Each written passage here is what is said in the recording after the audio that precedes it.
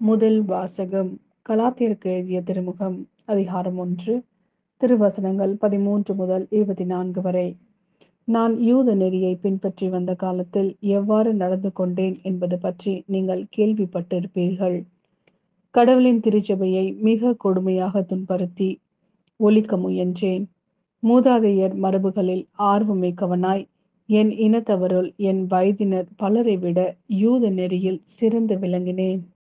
ஆனால் தாயின் வயிற்றில் இருந்தபோதே என்னை தமக்கென ஒதுக்கி வைத்து தமது அருளால் என்னை அழைத்த கடவுள் தம் மகனை பற்றிய நற்செய்தியை பிற இனத்தவருக்கு நான் அறிவிக்குமாறு அவரே எனக்கு வெளிப்படுத்த திருவுளம் கொண்டார்.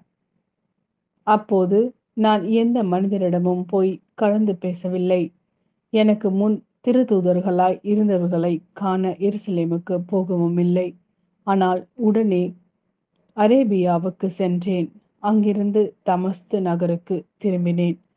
3 ஆண்டுகளுக்கு பிறகுதான் கேபாவை பார்த்து பேச எருசலேமுக்கு போனேன். அங்கே 15 நாள் அவரோடு தங்கியிருந்தேன். ஆண்டவரின் சகோதரரான யாக்கோபை தவிர திருத்தூதருள் வேறு எவரையும் நான் போய் பார்க்கவில்லை. நான் உங்களுக்கு எழுதுவதில் பொய் ஒன்றுமில்லை. இதற்கு கடவுளே சாட்சி. பிறகு நான் சிரியா சிலிசியா பகுதிகளுக்கு சென்றேன்.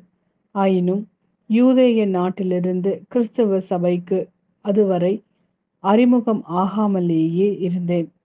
ஒரு காலத்தில் தங்களை துன்புறுத்தியவன் தான் முன்பு ஒழிக்க முயன்ற விசுவாசத்தை இப்பொழுது நற்செய்தியாக அறிவிக்கிறான் என்று மட்டும் அவர்கள் கேள்விப்பட்டிருந்தார்கள். அதற்காக என் பொருட்டு கடவுளை போற்றி புகழ்ந்தார்கள். இது ஆண்டவரின் அருள்வாக்கு. இறைவா உமக்கு நன்றி. லூக்கா எழுதிய நற்செய்தி அதிகாரம் 10 திருவசனங்கள் 38 முதல் 42 வரை. அவர்கள் தொடர்ந்து சென்று கொண்டிருந்தார்கள்.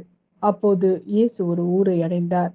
அங்கே பெண் ஒருவர் அவரை தம் வீட்டில் வரவேற்றார். அவர் பெயர் மார்த்தா.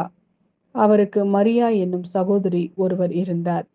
மரியா ஆண்டவருடைய காலடி அருகில் அமர்ந்து அவர் சொல்வதை கேட்டுக்கொண்டிருந்தார். ஆனால் மார்த்தா பற்பல பணிகள் புரிவதில் பரபரப்பாகி இயேசுவிடம் வந்து, ஆண்டவரே, நான் பணிவிடை செய்ய என் சகோதரி என்னை தனியே விட்டுவிட்டாளே, உமக்கு கவலை இல்லையா? எனக்கு உதவி புரியும்படி அவளிடம் சொல்லும் என்றார்.